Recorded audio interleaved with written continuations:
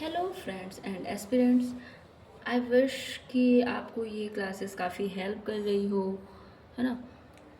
और जो कि हमारा आज तो हम स्टार्ट कर रहे हैं चैलेंज डे नंबर 31, जो कि है 50 डेज़ का फॉर यूपी पीसीएस प्री 2025, जो कि 12 अक्टूबर को कंडक्ट होगा। अभी तक हमने 30 क्लासेस कर ली हैं।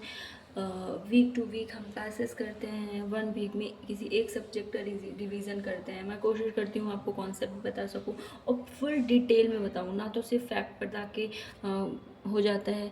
मैं उसको मैप पे भी आपको बताने की कोशिश करती हूँ ताकि आपको चीज़ें क्लियर रहें। मैं आपको बता दूँ, मुझे ज्योग्राफी में बिल्कुल इंटरेस्ट नहीं था। मैंने नहीं पढ़ा हुआ था कभी भी। जब मैं फ़र्स्ट टाइम एग्ज़ाम प्रिपरेशन के लिए मैंने स्टार्ट किया, तो मुझे ज्योग्राफी में फिर भी इंटरेस्ट नहीं आ रहा था। किसी मोस्टली लोगों को नहीं आता है।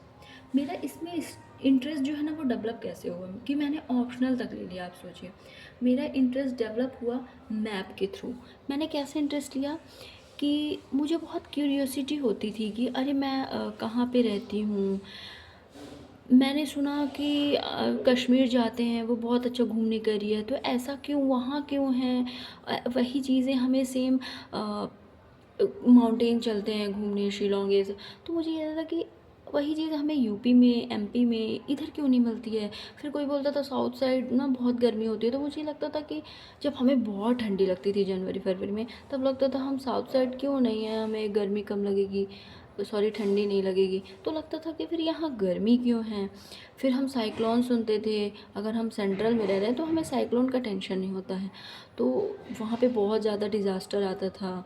तो मुझे लगता था कि जैसे बजट वगैरह तो डिज़ास्टर पे भी एलोकेशन होता है कि इतना हेल्प करेंगे। तो मुझे लगता था उनको हेल्प क्यों दी जाती है, ऐसा क्या है कि वहाँ पे डिज़ास्टर इतना ज़्यादा आता है ना। यही सारी क्यूरियोसिटी। फिर बोलते से सेवन सिस्टर्स बहुत सुंदर है, ब्रह्मपुत्र डेल्टा बनाती है, वहाँ का सीन बहुत अच्छा है। तो मुझे लगता था वही चीज़ हमें यहाँ क्यों नहीं मिलती है। फिर हम हिस्ट्री में पढ़ते हैं कि सबकी एंट्री यहाँ होती थी, क्योंकि ईस्ट ये वेस्ट साइड से होती थी, नॉर्थ वेस्ट साइड से। तो अटैक इस एरिया में ज़्यादा हुआ, तो मुझे लगता था हम यहाँ क्यों रहते हैं कि इतना अटैक हुआ, है ना। ये सारी चीज़ें क्रिएट होने लगी। अब इसके लिए मैंने क्या है, इंटरेस्ट मेरा ज्योग्राफी में आया, क्योंकि अगर आप प्रिपरेशन कर रहे हैं तो ज्योग्राफी में इंटरेस्ट तो होना चाहिए। तो मुझे मैप के थ्रू जो है बहुत मज़ा आता था। मतलब अगर कोई बात कर रहा है कि कॉटन जो है वो ब्लैक सॉइल में होता है, तो अब मुझे बिज़नेस करना है, कॉटन का बिज़नेस करना है। मुझे कॉटन के बिज़नेस में इंटरेस्ट आ रहा है। अब मुझे ये पता होना चाहिए कि कॉटन के बिज़नेस में कैसे पॉसिबल, अगर मैं सेंट्रल में रहती हूँ उसके लिए तो मुझे डेक्कन साइड जाना है, तो फिर यहीं कॉटन क्यों होता है, यहाँ क्यों नहीं हो सकता, है ना। ये सारी चीज़ें, तो ऐसे मेरे को पढ़ने में ज्योग्राफी में इंटरेस्ट आया। तो आई थिंक, आई विश कि मैं आपकी ऐसे ही हेल्प कर पाऊँ कि आपको ज्योग्राफी में बहुत इंटरेस्ट आए। अब मैंने A1, अभी आप ये कंफ्यूज होंगे, मैं जब आपको डिटेल में बताऊँगी ना कि कैसे पढ़ रहे हैं तो वो जानेंगे। तो हम पढ़ रहे थे अभी लास्ट, हमने रिवर्स के बारे में पढ़ा, पेनिनसुलर रिवर्स और हिमालयन रीजन की रिवर्स। अब हम पढ़ेंगे फिजियोग्राफिक रीजन्स, है ना, भू आकृतिक प्रदेश। अब भारत को है, सबको पता है कि ये हमारा हिमालयन रीजन हो गया, यहाँ से ठंडी हवाएं रुकती हैं तो हमारे यहाँ ठंडी नॉर्मल रहती है। इधर से मानसून आता है रिटर्न, इधर से ये नॉर्थ ईस्ट से मानसून रिटर्न होता है। हमारा जो सैंड एरिया है, डिज़र्ट एरिया है, वो राजस्थान में इधर साइड है। वो एरिया क्यों क्रिएट हो रहा है, वो अभी भी बढ़ता जा रहा है। ऐसा नहीं है कि डिज़ास्टर एरिया कम हो रहा है, वो और भी बढ़ रहा है। तो ये सारी चीज़ें, तो इसके लिए आपको ना फिजियोग्राफी, टोपोग्राफी इंडिया की सब कुछ, ये कहाँ स्टेटस है इसका, ये सब कुछ पता होना बहुत ज़रूरी है। तो भारत एक विशाल देश है, अत्यधिक भू आकृतिक विविधताएं हैं, डाइवर्सिटी बहुत ज़्यादा है। बहुत कन्फ्यूज़न भी है। अब हिमालयन रीजन में ऑल टाइम डिज़ास्टर का, अर्थक्वेक का 75 to 80% अर्थक्वेक या मोस्टली लैंडस्लाइड, ये सारी प्रॉब्लम्स यहाँ की है। यहाँ की जो नॉर्मल एक लाइवलीहुड है ना, वो इजी नहीं है। अभी आपने उत्तराखंड में सुना था कि कितना ज़्यादा फ्लड आया था उसकी वजह से। आपने 2013 का केदारनाथ का डिज़ास्टर सुना है ना। ये परेशान रहते हैं, इसलिए इनका डेवलपमेंट, ये ग्रोथ करते हैं, डेवलपमेंट करते हैं, सडनली रियल इस्टेट से रिलेटेड चीज़ें, सडनली फ्लड आता है और सब कुछ ख़राब सा हो जाता है। ये साइड वाले करते हैं, अचानक से साइक्लोन आया और सब कुछ ख़राब हो जाता है। लू, ये सब है ना, लू, आपने तो ये सारी चीज़ें हमारी जो है वो भूआकृतिक इस रीजन्स की ही वजह से हो रही है। तो उसके बारे में हम जानेंगे। तो इसके लिए बहुत सारे जोग्राफर्स हैं जिन्होंने प्रपोज्ड किया कि कौन कौन सी थ्योरी हो सकती हैं, है ना। वो वाला प्रपोज नहीं, कंफ्यूज नहीं होना है। तो इंडिया को 4 पार्ट में डिवाइड किया जाता है। इंडिया को 4 पार्ट में, नॉर्दर्न हो जाएगा, नॉर्दर्न माउंटेन्स जो कि हिमालयन सभी जानते हैं, द ग्रेट प्लेन्स जो कि हमारे गंगेटिक एरिया में बनती हैं, है ना, जिसमें यूपी बिहार ये सब कुछ एरिया आता है। पेनिनसुलर रीजन जो कि वेस्टर्न घाट और ईस्टर्न घाट की वजह से बनता है ना। और जो हमारे कोस्टल लाइन्स हो गए, कोस्ट्स हो गए, आइसलैंड्स हो गए, जैसे अंडमान निकोबार, कितना इंटरेस्ट आता है सबको, आइसलैंड्स हो गए, है ना, इसमें सबको इंटरेस्ट आता है। अब हम 1 बाय 1 जो है इसको इस पे बात करेंगे। तो हमारा जो फर्स्ट है वो है नॉर्दर्न माउंटेन्स। तो उसको भी 4 पार्ट में डिवाइड करते हैं। वेस्टर्न, A1 वेस्टर्न हो जाएगा, आप देखते भी रहना, है ना। सेंट्रल जो होगा वो A2 हो जाएगा, A2। थर्ड ईस्टर्न, A3 जो है वो ईस्टर्न वाला area. And Assam and Meghalaya का जो एरिया है वो A4 में आ जाएगा, जो कि ये वाला पार्ट हो गया, ठीक है। हम ये देख पा रहे हैं western, central, eastern and Assam Meghalaya. तो अब इसका हम 1 बाय 1 डिवीज़न करेंगे एंड उसको क्लियर समझेंगे। तो हम बात कर लेते हैं द नॉर्दर्न माउंटेन्स, उत्तरी पर्वत। ये है हमारा उत्तरी पर्वत। इसका जो विस्तार है वो हम देखेंगे पाकिस्तान के ईस्ट से लेके म्यांमार के वेस्ट तक, इंडिया का ये पूरा पार्ट होता हुआ जा रहा है, ठीक है। इसमें ये नेपाल का भी एरिया आ गया। इसकी जो लेंथ है, मतलब ये 250 किलोमीटर है एंड विड्थ, चौड़ाई जो है इसकी ये है 240 किलोमीटर। इसको 3 पार्ट में डिवाइड कर दिया जाता है। द ग्रेट हिमालय जिसमें ऑलमोस्ट ग्लेशियर ऑल टाइम रहता है, मिडिल हिमालय जिसका पार्ट ये है, एंड देन शिवालिक जो सबसे निचला पार्ट है, ठीक है। इसमें जो रिवर्स जाती हैं, सिंधु, सतलुज, काली, कोसी एंड ब्रह्मपुत्र, ये इम्पॉर्टेंट पार्ट हो गया। अब इसमें हम देखेंगे कि ये जो ये हिमाद्री जो है ये ऑल टाइम जो है ग्लेशियर से ढका हुआ होता है। ये बहुत सुंदर दिखता है। ये क्रोड ग्रेनाइट का बना हुआ होता है। मेटामॉर्फिक रॉक्स होती हैं, मेटामॉर्फिक एंड सेडिमेंट्री का मिक्स होता है। इसमें ऑलमोस्ट 14 जो है हाईएस्ट पीक मिलती हैं। फिर ये हिमाचल का हिमालय जो हो गया, ये कम से कम 5,000 तथा 1,000 मीटर की ऊंचाई पर है, मतलब इतनी ज़्यादा इसकी हाइट है। शिवालिक है, इसकी जो टॉप मतलब सबसे नीचे का जो पार्ट है वो ढाल जो है वो उत्तरी ढाल मंद है, मतलब वो काफ़ी स्लोप काफ़ी नॉर्मल है। जैसे गॉर्जेस बहुत सारे महाखंड बनते थे ना, गॉर्जेस काफ़ी ऊपर से जब पानी गिरता था, लेकिन शिवालिक तक आते आते वो एकदम स्लोप जो है उसका वो नॉर्मल हो जाता है, तभी वो प्लेन एरिया में आता है।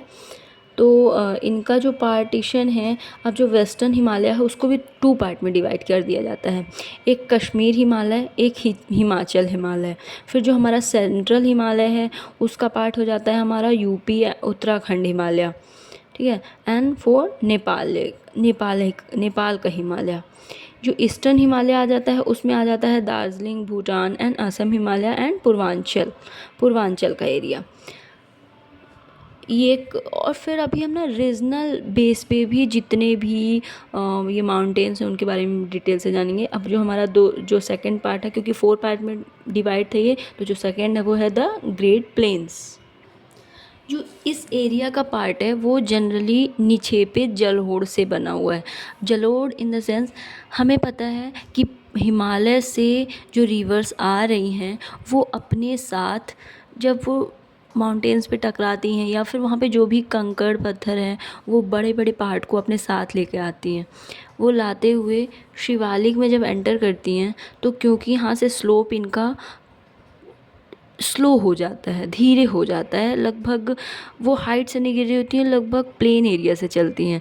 तो इसका इफ़ेक्ट ऐसा पड़ता है, आप देखेंगे पानी जब ऊपर से नीचे गिरता है तो कितना फास्ट गिरता है, लेकिन जब वही पानी ऐसे बह रहा होता है तो काफ़ी स्लो हो जाता है।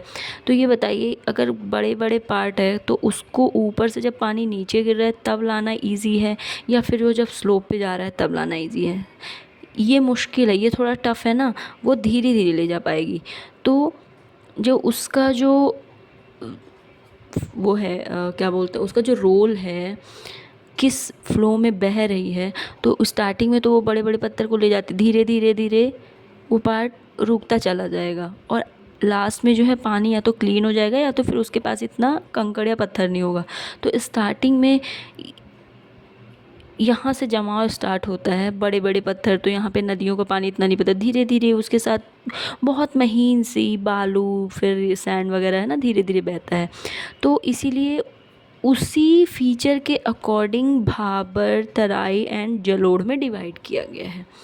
इनका ये जो मेन रीज़न है डिवाइड करने का, ये इसी वजह से है कि वो वेस्टेज जो है उसके अकॉर्डिंग वेस्ट है, वो किस फ्लो से ला रही है, वो किस आधार पे ला रही है, उसके अकॉर्डिंग ये नाम दे दिया जाता है। तराई इलाका जो है अपेक्षाकृत निम्न भूमि होती है, छोटे कण वाले अवसाद मिलते हैं। यहाँ पे जो वेजिटेशन होती है वो घनी होती है। क्यों? क्योंकि यहाँ पे पानी भी मिल रहा है और उसको फर्टाइल एक लैंड एरिया भी मिल पा रहा है। इस वजह से पानी जो है वो बहुत नॉर्मल चल रहा है, तो वो ग्रोथ होने का टाइम देता है। फिर जो गंगा का अवसाद है, दो प्रकार का है। पहले का नाम खादर है ना।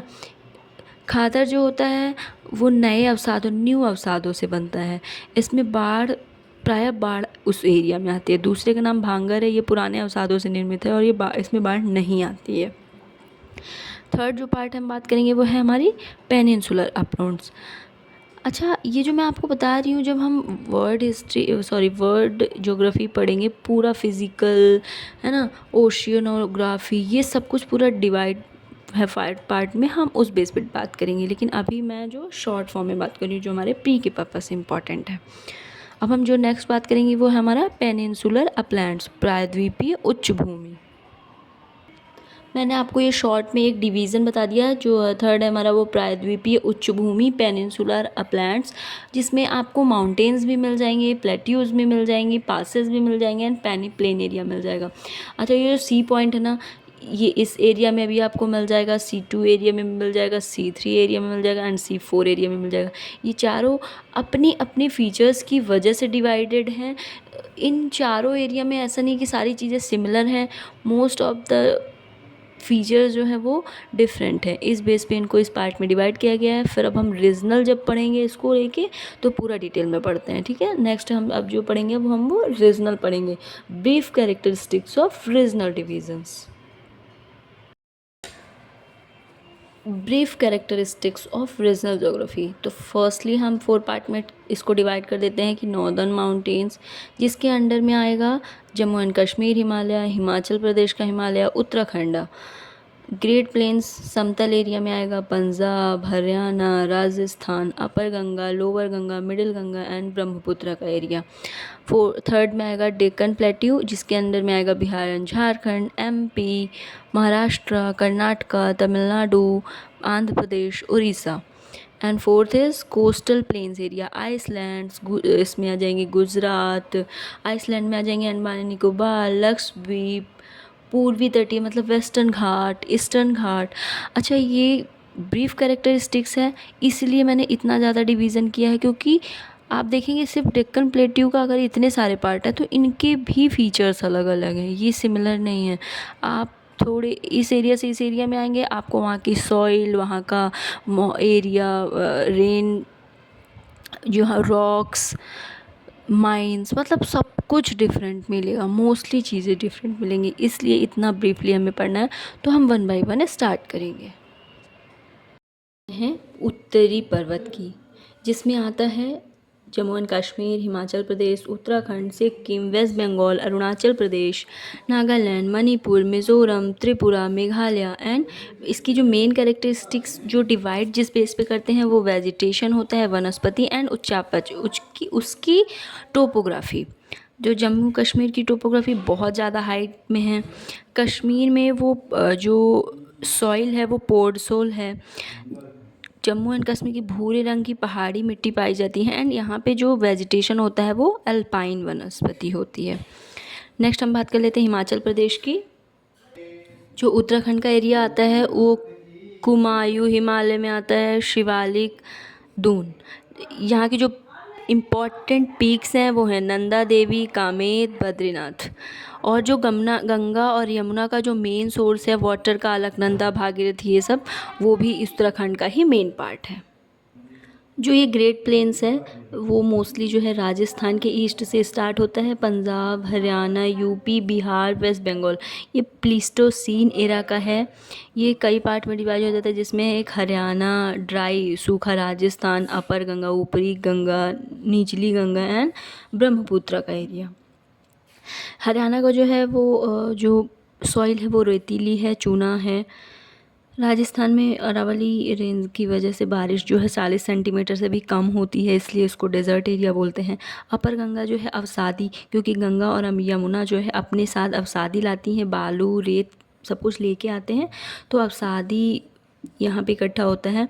लोअर गंगा में काफ़ी वर्षा होती है, मानसून का इफ़ेक्ट काफ़ी अच्छा है ना। ब्रह्मपुत्र में वर्षा ज़्यादा होती है क्योंकि रिटर्निंग मानसून है, सॉरी। एंड यहाँ पे फ्लड बहुत ज़्यादा है क्योंकि एरिया कम है और जो ब्रह्मपुत्र का जो सोर्स है वो बहुत ज़्यादा है, तो इसकी वजह से फ्लड बहुत ज़्यादा यहाँ पे एरिया में होता है। हम डेक्कन प्लेट्यू के बारे में बात कर रहे हैं। प्री कैम्ब्रियन एरा, कायांतरित चट्टान, है ना। प्री कैम्ब्रियन एरा एक्चुअली में आज बहुत ज़्यादा शोर हो रहा है तो हम कल डिटेल से बात करेंगे। सॉरी, डिस्टर्ब बहुत ज़्यादा हो रहा है। For today, thank you so much.